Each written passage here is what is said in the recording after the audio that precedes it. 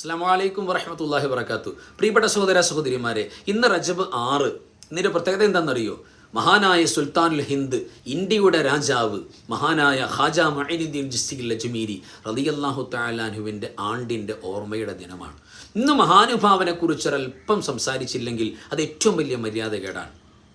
പ്രത്യേകിച്ച് നമ്മുടെ ക്ലാസ് കേൾക്കുന്ന, നമ്മുടെ ചാനൽ സബ്സ്ക്രൈബ് ചെയ്ത് കൂടെ നിൽക്കുന്ന, ലൈക്ക് ചെയ്ത് കൂടെ നിൽക്കുന്ന, കമൻറ്റ് പറഞ്ഞ് കൂടെ നിൽക്കുന്ന ഒരുപാട് സഹോദര സഹോദരിമാരുണ്ട്. അള്ളാഹു എല്ലാവർക്കും ബറക്കത്ത് നൽകട്ടെ.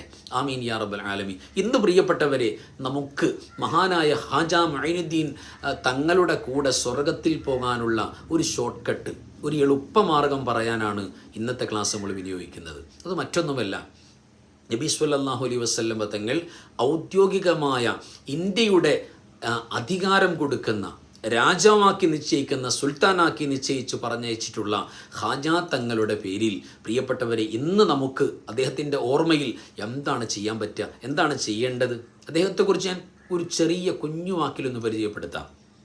നബി സല്ലല്ലാഹു അലൈഹി വസല്ലം തങ്ങൾ ഖാജാ തങ്ങളോട് പറഞ്ഞതുപോലെ, യാ മുഈനുദ്ദീൻ, അവിടുത്തെ പേരാണ് മുഈനുദ്ദീൻ എന്നാണ്, ദീനിനെ സഹായിക്കുന്ന വലിയ മഹാൻ, അതാണ് പേര് തന്നെ. യാ മുഈനുദ്ദീൻ അന്ത സുൽത്താനുൽ ഹിന്ദ്, അങ്ങ് ഇന്ത്യയുടെ രാജാവാണ്, സുൽത്താനാണ്. നബി സല്ലല്ലാഹു അലൈഹി വസല്ലം തങ്ങൾ ചരിത്രങ്ങൾ പറയുന്നു, വവലിയുഹ, ഇന്ത്യയുടെ രക്ഷാധികാരിയാണ് അവിടുന്ന്.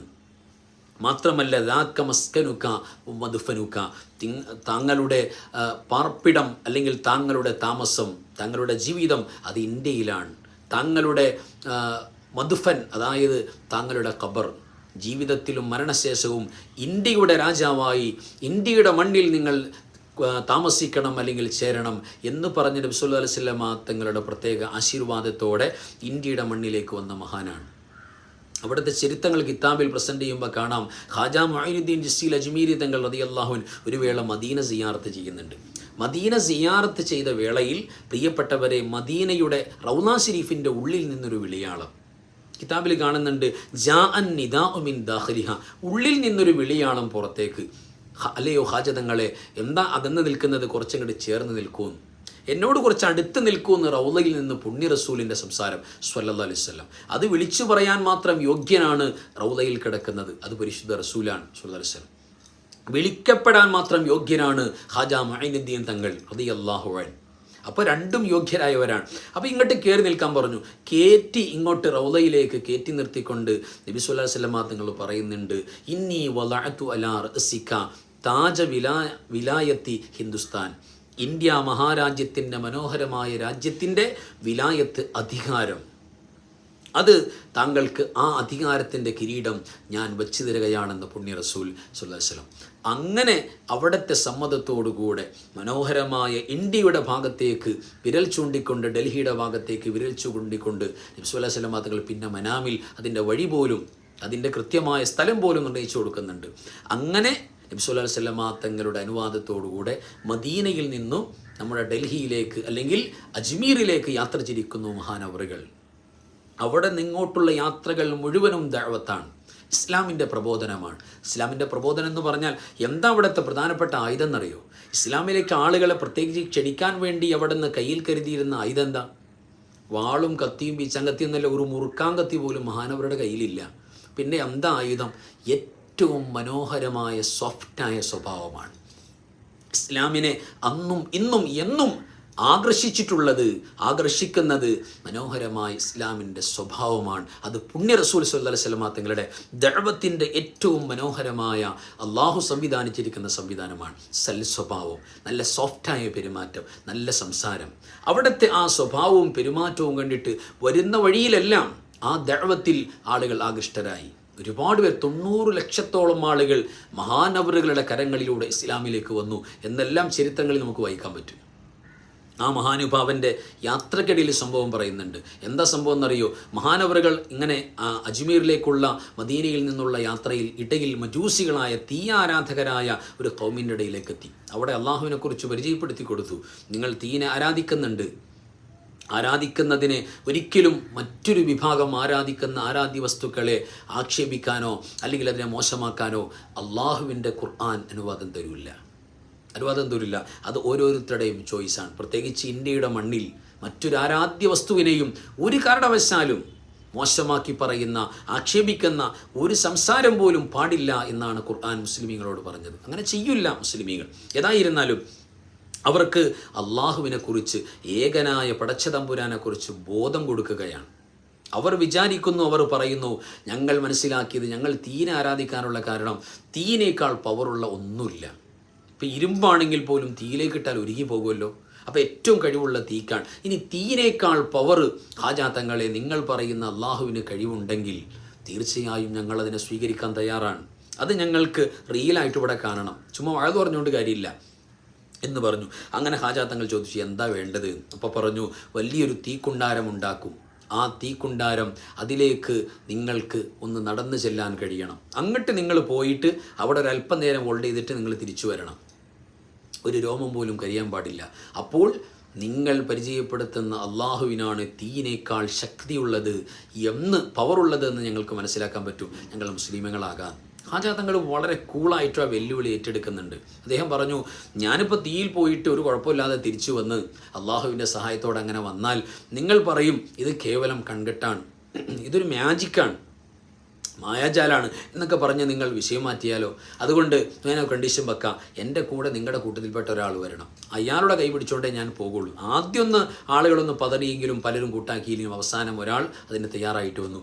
അയാളുടെ കൈ പിടിച്ചുകൊണ്ട് വലിയ നിർമ്മിക്കപ്പെട്ട തീക്കുണ്ടാരത്തിലേക്ക് പ്രിയപ്പെട്ടവരെ മനോഹരമായി നല്ല മനക്കരുത്തോടുകൂടെ, കാരണം ഇത് അള്ളാഹുവിൻ്റെ ദൂതർ പരിശുദ്ധ റസൂൽ സല്ലല്ലാഹു അലൈഹി വസല്ലമ തങ്ങളുടെ അനുവാദത്തോടുകൂടെ ഉറച്ച ഈമാനിൻ്റെ, മനോഹരമായ വിശ്വാസത്തിൻ്റെ, ദൃഢനിശ്ചയത്തിൻ്റെ, അള്ളാഹുവിൻ്റെ സഹായമുണ്ട്, അള്ളാഹു കൂടെയുണ്ട് എന്ന് ലക്ഷക്കണക്കിന് ഉമ്മത്തിന് ആ ദിവ്യബോധം അല്ലെങ്കിൽ ഉറച്ച ഈമാൻ കൈകാര്യം ചെയ്ത് അല്ലെങ്കിൽ നുകർന്നു കൊടുത്ത വലിയ മഹാനായ ലീഡറാണ്, ഇന്ത്യയുടെ സുൽത്താനാണ്. എന്താ പേടിയുള്ളത്? അദ്ദേഹത്തിൻ്റെ മറ്റൊരാളെ കൈപിടിച്ചുകൊണ്ട് അങ്ങോട്ട് കയറിപ്പോയി. ബിസ്മില്ലാഹിർ റഹ്മാനിർ റഹീം ഖുൽനാ യാ നാറു കുനി ബർദം വസ്സലാമൻ അലാ ഇബ്രാഹിം എന്ന് പറയുന്ന ഇബ്രാഹിം നബി സ്വല്ലല്ലാഹു വസ്സലാം നമ്രൂദിൻ്റെ തീക്കുണ്ടാരത്തിലേക്ക് പോയിട്ട് ഒരു ചുക്കുമില്ലാതെ, രോമം പോലും കരിയാതെ കയ്യിൽ കെട്ടിയിരിക്കുന്ന കയറ് കെട്ടിപ്പോയി. പക്ഷേ രോമത്തിന് കരിച്ചിലുണ്ടായില്ല. റാഹത്തായിട്ട് ഇങ്ങോട്ട് റിവേഴ്സ് മടങ്ങി വന്നല്ലോ. ആ ആയത്തോതിയിട്ട് തീയിലേക്കാണ്ട് കയറി നിന്നു. ഒരല്പനേരം അവർ ഹോൾഡ് ചെയ്തു. എന്നിട്ട് ആ മനുഷ്യൻ്റെ കൂടെ ഉണ്ടായിരുന്ന മനുഷ്യൻ്റെ കൈ പിടിച്ച് പുറത്തേക്ക് വന്നു.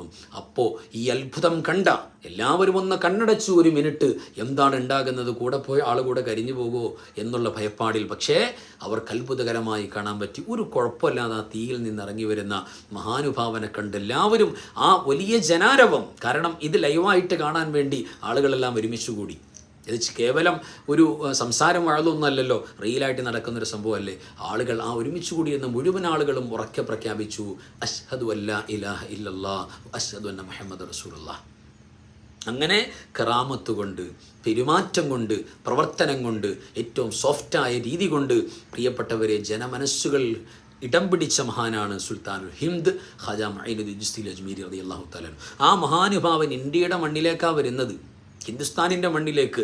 ഈ ഇന്ത്യയുടെ മനോഹരമായ സംസ്കാരം, ഹൈന്ദവൻ്റെയും ക്രൈസ്തവൻ്റെയും മറ്റു മതക്കാരുടെയും മതമില്ലാത്തവരുടെയും നാടായ ഇന്ത്യയുടെ മണ്ണിലേക്ക് വന്നപ്പോൾ തീർച്ചയായും അവിടെ നിന്ന് കാണിച്ച് ഏറ്റവും മനോഹരമായ ഡീലിംഗ്, പെരുമാറ്റം, ഇന്ത്യയുടെ ഈ ബഹുസ്വരതയുടെ എല്ലാ മതക്കാരും ഒരുമിച്ചുകൂടി ഒരു കുടുംബത്തെ പോലെ കഴിയണം എന്ന് പറയുന്ന ഏറ്റവും മനോഹരമായ മതസൗഹാർദ്ദത്തിൻ്റെ, സ്നേഹത്തിൻ്റെ ബാലപാഠങ്ങളാണ് മഹാനവറുകൾ, മഹാനുഭാവൻ പഠിപ്പിച്ചു കൊടുക്കുന്നത്. എല്ലാവരും ഐക്യത്തോടുകൂടെ, ഇവിടെ മതത്തിൻ്റെ പേരിൽ സ്നേഹിക്കാതിരിക്കാൻ പാടില്ല, അകൽച്ച ഉണ്ടാകാൻ പാടില്ല, അനൈക്യമുണ്ടാക്കാൻ പാടില്ല, എല്ലാവരും ഐക്യമായിട്ട് നിൽക്കണം എന്ന് പറഞ്ഞുകൊണ്ട് മതസൗഹാർദ്ദത്തിൻ്റെ ഏറ്റവും മൂല്യങ്ങൾ പഠിപ്പിക്കുകയാണ്. അതുകൊണ്ടല്ലേ പ്രിയപ്പെട്ടവരെ ബ്രിട്ടീഷ് രാജാവായ ജോർജ് അഞ്ചാമന് കത്തെഴുതിയത്? ഇന്ത്യയുടെ അവസ്ഥ, ഇന്ത്യയിൽ മതങ്ങളെ തമ്മിൽ വേർപിരിക്കാൻ കഴിയുന്നില്ല. അതിൻ്റെ കാരണം ഡൽഹിയുടെ മണ്ണിൽ കിടക്കുന്ന, അജ്മീറിൻ്റെ മണ്ണിൽ കിടക്കുന്ന വലിയൊരു മനുഷ്യൻ്റെ ഖബറാണ് ഇന്ത്യയിൽ ഭരണം നടത്തുന്നത് എന്ന് ബ്രിട്ടീഷ് വൈസ്രോയി തൻ്റെ നേതാവിന്, രാജാവിന് കത്തെഴുതുകയാണ്. ആലോചിച്ച് നോക്കി, ഒരു ഖബറാണ് ഇന്ത്യയെ ഭരിക്കുന്നത്, നിയന്ത്രിക്കുന്നത് എന്ന് ബ്രിട്ടീഷുകാരൻ പോലും ഓപ്പണായിട്ട് പ്രഖ്യാപിക്കുകയാണ്. കാരണം അത്ര മനോഹരമാണ്. അജ്മീരിൽ പോയ ആളുകൾക്കറിയാം, എല്ലാ മതസ്ഥരും, ഹൈന്ദവരുണ്ട് അവിടെ, മറ്റു മതസ്ഥരുണ്ട്, എല്ലാവരും കൂടെ അവിടെ സന്തോഷത്തോടു കൂടെ ഒരുമിച്ച് കൂടെയാണ്. ഗരീബ് നവാസ് എന്നാണ് മഹാനുഭാവൻ്റെ പേര്. ചരിത്രലോകം വിളിക്കുന്നത് ഗരീബ് നവാസ്. എന്താ പേരിൻ്റെ അർത്ഥം? പാവപ്പെട്ടവരുടെ അത്താണി. ഏത് പാവപ്പെട്ടവരെയും സ്നേഹിക്കാൻ കഴിയുന്ന, ചേർത്ത് നിർത്താൻ കഴിയുന്ന ഏറ്റവും മനോഹരമായ ഒരു സ്വഭാവത്തിൻ്റെ സംസ്കാരം. ആ സംസ്കാരത്തിനിടയിൽ പരിശുദ്ധമായ ദീനുൽ ഇസ്ലാമിൻ്റെ കൾച്ചർ, സ്വഭാവം, അള്ളാഹു തമ്പുരാൻ്റെ രഹസ്യങ്ങൾ, അല്ലെങ്കിൽ പരിശുദ്ധമായ ദീനിൻ്റെ രീതികൾ, ഇതെല്ലാം സമൂഹത്തിന് വിളംബരം ചെയ്ത് അങ്ങനെ 97 വയസ്സ് പ്രായത്തിലാണ് മഹാനുഭാവൻ വഫാത്താകുന്നത്. ഹിജറ 633 റജബ് 6-ാമത്തെ ദിവസം, ഒരു തിങ്കളാഴ്ച മനോഹരമായ പരിശുദ്ധ റസൂൽ സല്ലല്ലാഹു അലൈഹി വസല്ലം തങ്ങളുടെ വഫാത്തിൻ്റെ അതേ ദിവസം തന്നെ വഫാത്തായിപ്പോയി. ആ മഹാനുഭാവൻ്റെ വഫാത്തിൻ്റെ ഓർമ്മ ഇന്ദിൻ്റെ റജബിൻ്റെ ഈ 6-ാമത്തെ ദിവസത്തിൻ്റെ നമ്മുടെ ഏറ്റവും വലിയ ഓർമ്മയാണ്. എന്തിനാണ് ഈ ചരിത്രം പറയുന്നത് എന്നറിയോ പ്രിയപ്പെട്ടവരെ? എന്തിനാണ് ഈ ചരിത്രം പ്രസൻറ്റ് ചെയ്യുന്നത്? ഈ ചരിത്രത്തിലൂടെ മഹാനുഭാവൻ്റെ ചിന്ത കൽബിലൊന്ന് തെളിയുമ്പോൾ, അല്ലെങ്കിൽ ഒന്ന് പരിചയപ്പെടുമ്പോൾ, അൽഹംദുലില്ലാ പടച്ചവനെ, അള്ളാഹുവേ, അവിടത്തോട് വലിയ ബഹുമാനവും സ്നേഹവും ഇച്ചിരി നമ്മുടെ കൽബിലുണ്ടെങ്കിൽ, എന്തിനാ ദിക്ർ? ദിക്റു സ്വാലിഹീന കഫാറ. സ്വാലിഹീങ്ങൾ നിങ്ങൾ പറഞ്ഞാൽ നിങ്ങളുടെ തെറ്റുകൾ പൊറുക്കപ്പെടുമെന്ന് പറഞ്ഞത് പരിശുദ്ധ റസൂലാണ് സ്വല്ലല്ലാഹു അലൈഹി വസല്ലം. അതുകൊണ്ടാണ് നമ്മൾ പ്രസൻറ്റ് ചെയ്യുന്നത്, മഹാനവറുകൾ പറയുന്നത്. അപ്പോൾ ആ പറച്ചിൽ കൊണ്ട് നമ്മുടെ മനസ്സിൽ ഒരു ഇഷ്ടവും ബഹുമാനം കയറുമല്ലോ. അതിൻ്റെ ഫീഡ്ബാക്ക് എന്താ? എന്നിട്ട് ഫീഡ്ബാക്ക്, നമ്മൾ ഹാജാ തങ്ങളെ സ്നേഹിച്ചുകൊണ്ടാണല്ലോ പറയുന്നത്.